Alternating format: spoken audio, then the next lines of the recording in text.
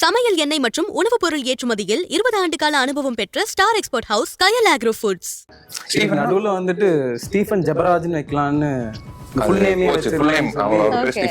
அதுக்கப்புறம் இல்ல யூனிவர்சல் பெங்களூர்ல வந்து ஃபெஸ்டிவல் செலக்ட் ஆயிட்டீங்க, ஜெயிச்சிட்டீங்க, நீங்க வாங்க என்னன்னு சொல்ல அவார்டு இருக்கு உங்களுக்கு, நீங்க வாங்கன்னு சொல்லிட்டாங்க. நாங்களும் கிளம்பி போயிட்டோம். சீரியல் கில்லர் பத்தி எடுத்திருக்கோம், ஒத்துக்க மாட்டாங்கன்னு நினைச்சிருந்தோம். இன்னைக்கு நிறைய பேருக்கு பிடிக்காது இல்லை அந்த மாதிரி தான் இருக்கும்னு நினைச்சிட்டு இருந்தோம். அண்ட் இவருக்குமே அது ஃபர்ஸ்ட் ஃபிலிமா பண்றதுக்கு வந்து ரொம்ப ஏன்னா எங்க டீம்ல வந்து ஒவ்வொருத்தரும் ஒவ்வொரு கேரக்டர். ஒரு நெகட்டிவான ஒரு கலர் கிரீன். ஆமா ஆமா, லைக் அது சைக்காலஜிக்கலா லை அப்புறம் மணி இந்த மாதிரி நிறைய விஷயத்தோட கிரீன் அசோசியேட் ஆயிருக்கு. பூம்புகார்ல ஆரம்பிச்சு இடுக்கியில் இருக்கக்கூடிய மங்களாதேவி கண்ணகி கோயில் வரைக்கும் கண்ணகி போன அந்த வழித்தடத்திலேயே ஒரு பயணம் போனா எப்படி இருக்கும்? அந்த பயணம் தான் மிளிர்கள் நாவல்.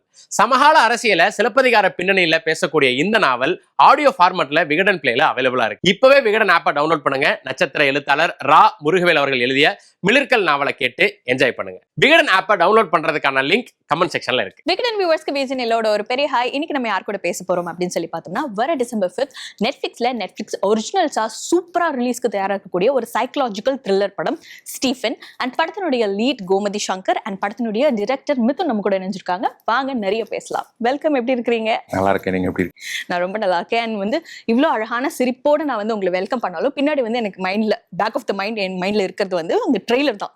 பாப்அப் ஆயிட்டே இருக்கு. ஒரு மாதிரி எப்படி சொல்றது, சீட்டோட எட்ஜ்லயே வச்சிருக்க மாதிரி இருக்கு. ஒரு சைக்கலாஜிக்கல் த்ரில்லர் அப்படின்னு சொல்லும்போது ஒரு டெபியூக்கு இந்த படம் ஏன் சூஸ் பண்ணீங்க? ஆக்சுவலி நோட்டிசபிளா இருக்கணும். ஏன்னா த்ரில்லர்ஸ் வந்து யூஸ்வலா அந்த மினிமம் கேரண்டி கான்செப்ட் அப்படிங்கிற மாதிரி சொல்லுவாங்க.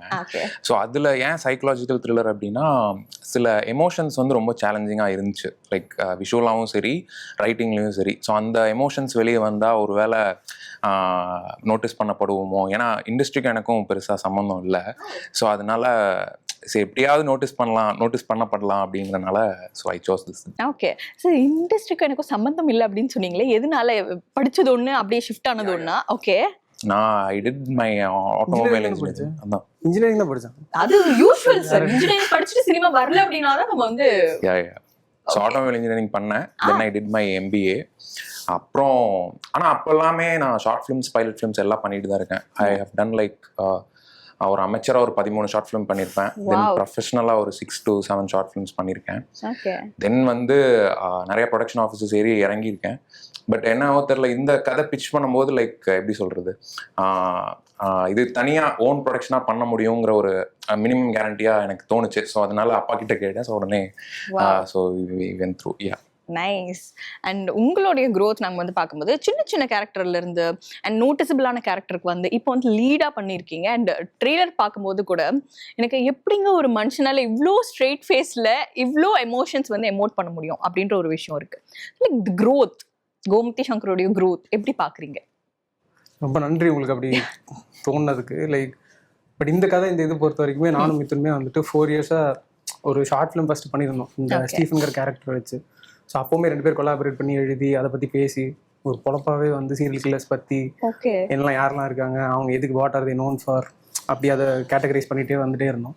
4 இயர்ஸ் ஒரு ட்ராவல் இருக்குது இந்த ஸ்கிரிப்டில். ஸோ அதனால் கொஞ்சம் ஓகே இதுதான் இந்த மாதிரி எமோஷன்ஸு நம்ம இந்த சீரியல்களை இப்படி தான் போர்ட்ரே பண்ண போகிறோம்னு டிசைட் பண்ணிட்டோம். நான் ஒன்று சொல்லுவேன், அது அவருக்கு பிடிக்காது, அவர் ஒன்று சொல்லுவார், எனக்கு பிடிக்காதுன்னு இப்படி மாறி மாறி பேசி ஒரு லைன் ஒன்று எப்படி ஆக்ட் பண்ணலாங்கிறதுக்கு ஒரு ஐடியா கிடச்சிருச்சு. ஸோ அதுதான் அதோடைய எக்ஸ்டென்ஷன் தான் நினைக்கிறேன். அண்ட் நிறைய வந்துட்டு நெட்ஃப்ளிக்ஸோட ஒரிஜினல்ஸ் நம்ம பார்க்கும்போது தமிழில் நோன் ஃபேஸஸ் ஆர் வந்துட்டு ரொம்ப லைக் பெரிய ஆக்டர்ஸ் இருந்தால் தான் இவங்க வந்து ஒரிஜினல்ஸ் எடுப்பாங்க அப்படின்ற ஒரு பிம்பம் ஒன்று இருக்கு இல்லையா?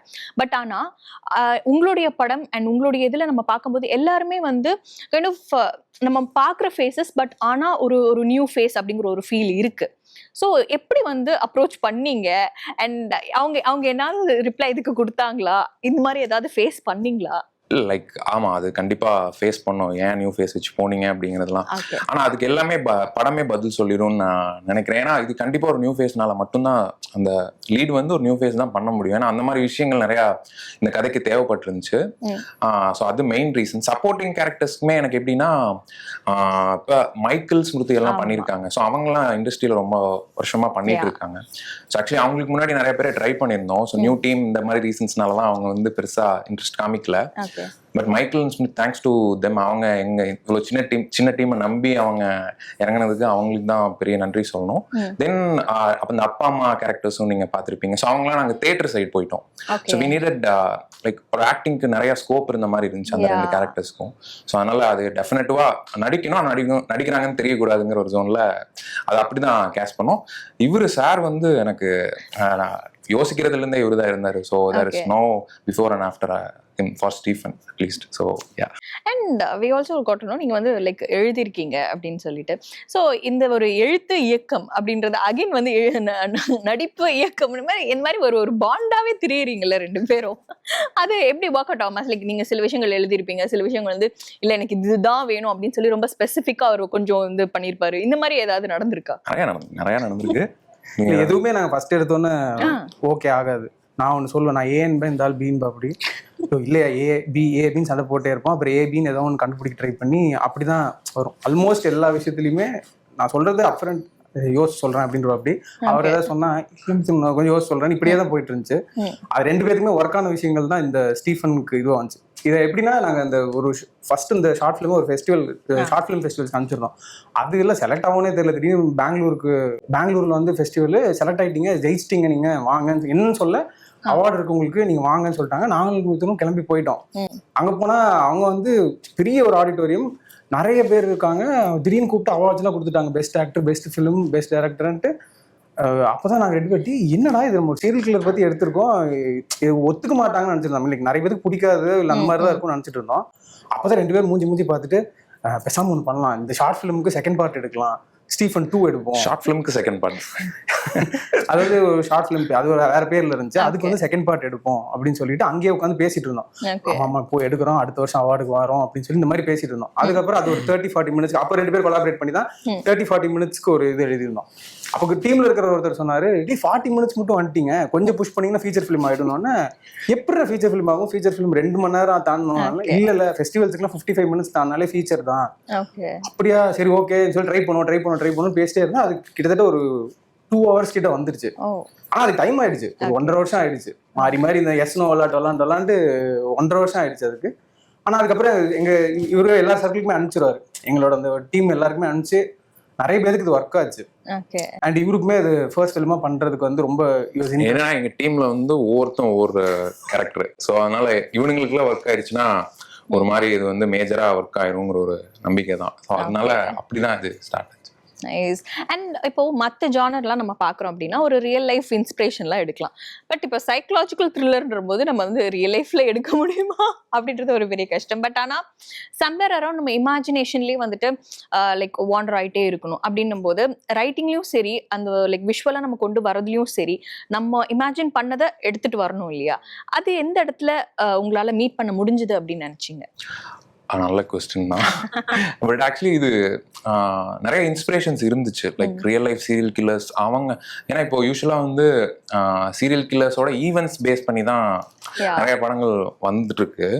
ஏன்னா ஒரு சீரியல் கில்லராக இருந்து யோசிப்போம், அவனுங்க மைண்டில் என்ன யோசிப்பானுங்க, ஏன் இதை பண்ணுறாங்க. ஏன்னா இப்போ அது ஒரு ஃபேமஸ் ஃப்ரேஸ் இருக்கு, லைக் வந்து you are a human until you know the limits அப்படிங்கிற மாதிரி. ஸோ லிமிட்டை தாண்டோம் அப்படிங்கிறது வந்து இப்போ எல்லாருமே நம்ம நல்லது கெட்டதுன்னு நம்ம ஸ்கூல்ல படிச்சிருப்போம். ஸோ அப்போ வந்து நான் இப்போ இது கெட்டதுன்னு தெரிஞ்சதுன்னா கண்டிப்பா நம்ம அதை பண்ண மாட்டோம், ஏன்னா நம்ம ப்ராட்டப் அப்படிதான் இருந்திருக்கும். ஸோ நான் எப்போ அந்த லிமிட்ஸை மாறுறானோ அப்போதான் வந்து ஹி பிகம்ஸ் இன்ஹியூமன்ங்கிற மாதிரி. ஏன் அவனுங்க அதை பண்றானுங்க தெரிஞ்சுக்கிட்டே அதை பிரேக் பண்றானுங்கிற ஒரு கியூரியாசிட்டி தான் ஃபர்ஸ்ட் எங்களுக்கு ஒரு இன்ஸ்பிரேஷனா இருந்துச்சு. அப்போ அந்த நோட்டிசபிள் சீரியல் கில்லர்ஸ் எல்லாருமே தெரியும், லைக் டெட் பண்டி, எட்மund கெம்பர், இந்த மாதிரி நிறைய வெஸ்டர்ன் இன்ஃப்ளூயன்ஸ் படங்கள். நம்ம டேவிட் ஃபின்ச்சரோட பெரிய ஃபேன் நான். ஸோ அவரோட ஒர்க்ஸ் நான் நிறைய ஃபாலோ பண்ணிட்டு இருப்பேன். ஸோ அப்போ அவரோட சீரியல் கில்லர்ஸ் எல்லாம் நம்ம பார்க்கும்போது ரொம்ப ஃபேசினேட்டிங்கா இன்ட்ரெஸ்டிங்கா இருந்துச்சு.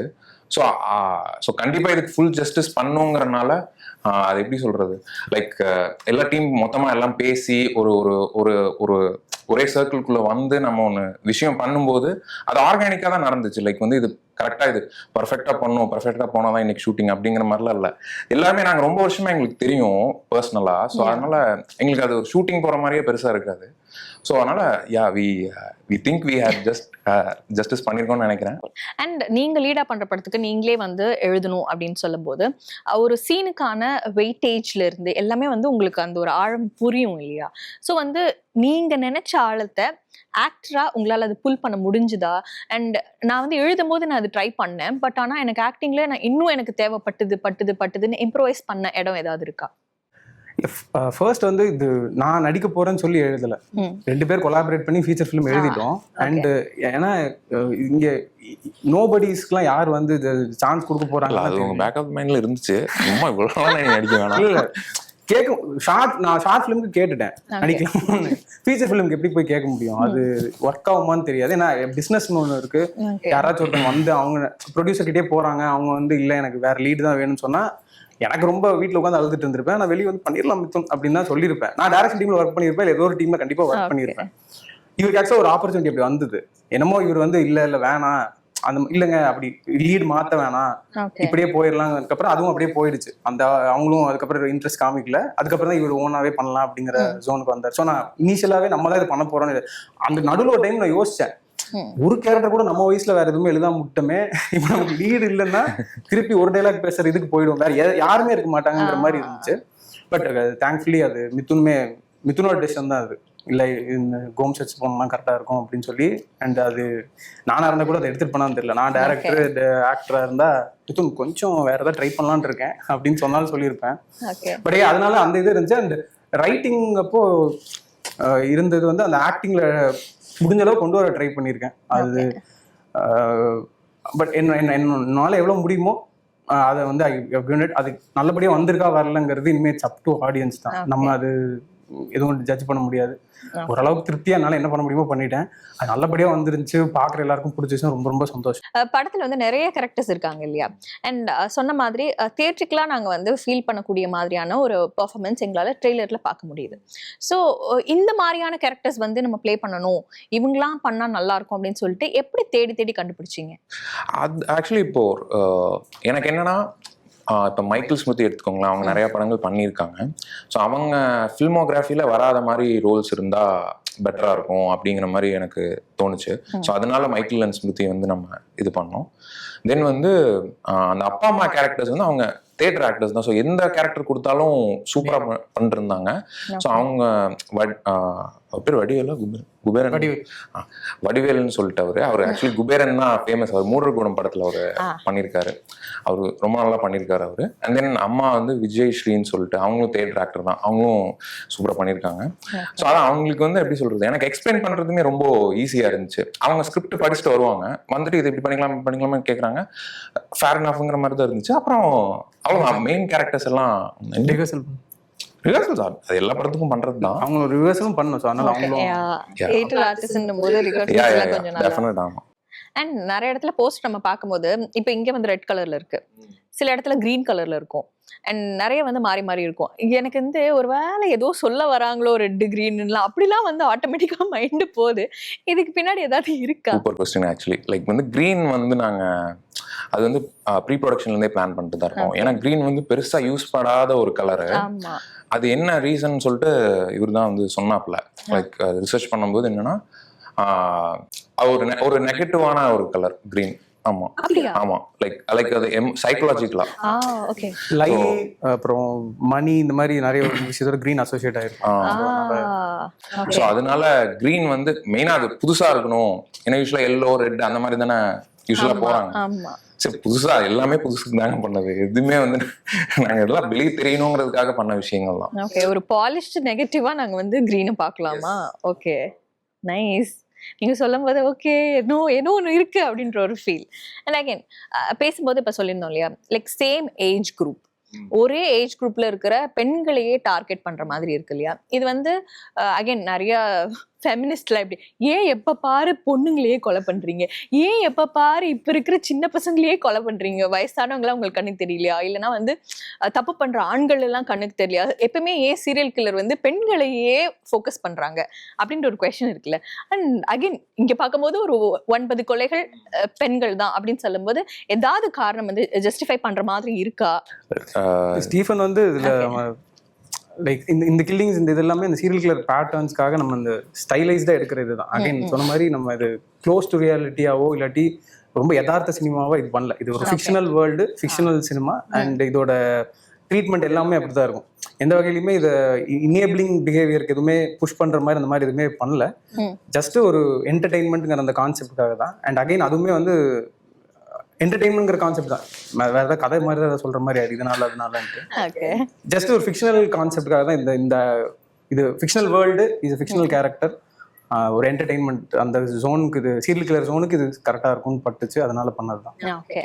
அண்ட் ஷார்ட் ஃபிலிம்ஸ்லாம் இதுக்கு பண்ணி லைக் பைலட் ஃபிலிம், ஃபியூச்சர் ஃபிலிம்னு ஒரு பரிமாணம் எடுத்து வந்து இப்போ வந்து ஒரு படமா நெட்ஃப்ளிக்ஸ் ஒரிஜினல்ஸா வரும்போது எந்த ஒரு இடத்துல வந்து ஸ்டீஃபன் அப்படின்ற டைட்டில் தான் பெர்ஃபெக்டா இருக்கும் அப்படின்றது முடிவாச்சு. ஏன்னா நிறைய பேர் ஒரு நிறைய விஷயங்கள் எல்லாம் பண்ணியிருக்கலாம், பட் ஆனால் லைக் மெயின் லீடோட பேர் தான் இருக்கணும் அப்படின்றதுக்கான அந்த ஒரு ஜஸ்டிஃபிகேஷன் எங்கே உங்களுக்கு வந்து தோணுச்சு?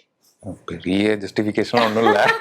ஏன்னா ஒன்று பேரு, ஸ்டீஃபன்ங்கிற பேர்ல நிறைய பேர் நம்ம ஃப்ரெண்ட்ஸ் ஆஃப் ஃப்ரெண்ட்ஸ் நிறைய பேர் இருக்கலாம். இன்னொன்று அது வந்து கொஞ்சம் அந்த யூனிவர்சல்லா இருக்கட்டும், குளோபலா இருக்கட்டும். நம்ம அப்பவே நெட்ஃபிளிக்ஸ் யோசிச்சிருக்கோம் முதல்லயே, தெரியல நடக்கும்னு தெரியல. பட் குளோபலா இருக்கட்டும், எது பண்ணாலும் கொஞ்சம் குளோபலா இருக்கட்டும் அப்படிங்கிற மாதிரி ஒரு தாட் ப்ராசஸ் தான். ஸ்டீஃபன் நடுவுல வந்துட்டு ஸ்டீஃபன் ஜெபராஜ்னு வைக்கலான்னு அதுக்கப்புறம் இல்ல யூனிவர்சல் ஸ்டீஃபன்ங்கிறத இன்னும் எல்லாருக்கும் ரிலேட்டபிளா இருக்கும். இல்லைன்னா தமிழ் படமாவோ இல்ல இந்தியன் படம் அந்த மாதிரி ஒரு இதுக்கு போயிடும். ஸ்டீஃபன் வச்சா அப்படி எல்லாருக்குமே தெரியும், சொல்றதுக்கு ஈஸி. அப்பெல்லாம் சும்மா நாங்களே நினைச்சிட்டோம். ரெண்டு பேரோட ப்ரீவியஸ் ஒர்க்ஸ்லாம் நம்ம பார்க்கும்போது எனக்கு வந்து ஒரு மாதிரி கொஞ்சம் ப்ரீஸியா ஒரு லவ் சொல்ற மாதிரி, இல்லைன்னா கொஞ்சம் இந்த மாதிரி எப்படி சஸ்பென்ஸா இருக்கும். பட் ஆனால் இவ்வளோ அவுட் அண்ட் அவுட் ஒரு like serial killer and killings பத்தி பேசுற ஒரு படமா வந்து இதுதான் முதல்ல உங்க ரெண்டு பேருக்குமே அமைஞ்சிருக்கா, இல்லை இது எப்படி வந்து ஒரு ஒரு லைக் ஷேப் எடுத்தது? ஆக்சுவலி இவரை வச்சு நானே லவ் பண்ண எடுத்திருக்கேன். அது வரும். பட் என்ன சொல்றது, மல்டிபிள் கேரண்டிங்க அந்த கான்செப்ட். ஃபர்ஸ்ட் படம் சின்ன பட்ஜெட், ஓன் ப்ரொடக்ஷன் ஆயிடுச்சு. ஸோ ஒரு சின்ன பட்ஜெட், ஒரு சின்ன இதில் முடிக்கணுங்கிற அந்த ஒரு விஷயங்களும் இருக்கு. ஸோ அதனால இந்த த்ரில்லர் ஜானருக்கு எப்பவுமே ஒரு ஃபேன்ஸ் இருக்காங்க. கொஞ்சம் ஓரளவுக்கு நெக்ஸ்ட்னு போயிடுச்சுன்னா அதுக்கு ஒரு டாக் வந்துருங்கிற ஒரு நம்பிக்கை, ஏதோ ஒரு மினிமம் கேரண்டிங்கிற கான்செப்ட் தான். இவர் இன்னொரு ப்ராஜெக்டாக இன்னொரு ஸ்டோரி, இன்னொரு ஸ்கிரிப்ட் எழுதியிருந்தாரு. அந்த ஸ்கிரிப்ட்ல ஒரு சின்ன ஒரு அதுல இருந்து வந்து ஒரு சின்ன ஐடியா தான் அந்த ஸ்டீஃபன் வந்துச்சு. அதை அடுத்தடுத்து பில்டு பண்ணும்போது பார்த்தா அதுவே தனியாக ஒரு படமா வந்துருச்சு. பேசிக் ரீசன் வந்து பட்ஜெட் கம்மியா இருக்கும், மினிமம் கேரண்டியா த்ரில்லருக்கு ஃபேன்ஸ் இருக்காங்க, ஒர்க் ஆகும், அந்த நம்பிக்கையில் எடுத்தது தான். இவர்கிட்ட ஒரு லவ் ஸ்டோரி, டிஃப்ரெண்ட் ஃபேண்டசி, நிறைய ஸ்கிரிப்ட்ஸ் இருக்கு. Probably nice. அண்ட் வந்து இந்த ஒரு ஃபுல் ஆன் இன்டர்வியூ வந்து அவுட் அண்ட் அவுட் நம்ம வந்து ஸ்டீஃபன் பத்தி மட்டுமே பேசினதுல எனக்கு கொஞ்சம் ஹாப்பியா இருந்தது. ஏன்னா நிறைய எனக்கு பர்சனலா எனக்கு சைக்கலாஜிக்கல் த்ரில்லர்னா ரொம்ப பிடிக்கும். உட்காந்து எவ்வளவு நேரம் வேணாலும் நான் வந்து பார்ப்பேன். அந்த மாதிரி ஒரு விஷயம், ஐயோ இது பண்ணிருக்காங்களா அது பண்ணிருக்காங்களா போட்டு தள்ளுங்க ஆனா அப்படின்ற ஒரு ஃபீல் எல்லாம் வந்து எனக்கு இருக்கும். And but on the other side ஏன் அவங்க அது பண்றாங்க, ஒய் அப்படின்ற ஒரு குவெஸ்சனுக்கான ஆன்சர் அப்படின்றது வந்துட்டு கைண்ட் ஆஃப் இன்ட்ரீகிங்.